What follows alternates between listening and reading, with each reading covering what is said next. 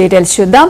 నటి త్రిషను ఉద్దేశించి వివాదాస్పద వ్యాఖ్యలు చేశారనే ఆరోపణలతో అరెస్ట్ అయిన తమిళనాడు శాసనసభ ప్రతిపక్ష నేత ఉదయనిధి స్టాలిన్ సెంగిపట్టి పోలీస్ స్టేషన్ నుంచి విడుదలయ్యారు. చెన్నైలోని నీలాంగరై నివాసంలో అదుపులోకి తీసుకున్న పోలీసులు ఆయన్ను విచారణ నిమిత్తం తంజావూరు జిల్లా సెంగిపట్టి పోలీస్ స్టేషన్ కు తరలించారు. మద్రాస్ హైకోర్టు ఆదేశాల ప్రకారం పోలీసు విచారణ పూర్తయిన అనంతరం ఆయనకు స్టేషన్ బెయిల్ మంజూరు చేసి విడుదల చేశారు.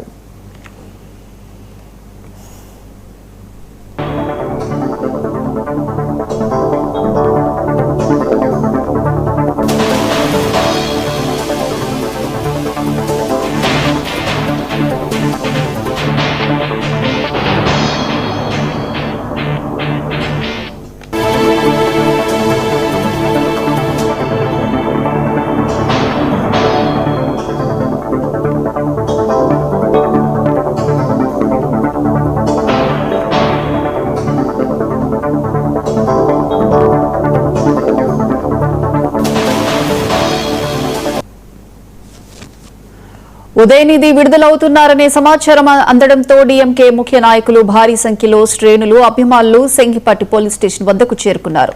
స్టేషన్ బయటకు వచ్చిన ఉదయనిధికి నాయకులు పూలమాలలు వేసి నినాదాలతో ఘనస్వాగతం పలికారు. ఆ తర్వాత అక్కడ గుమ్మికూడిన కార్యకర్తల ఉత్సాహం మధ్య ఆయన భారీ ర్యాలీగా బయలుదేరారు.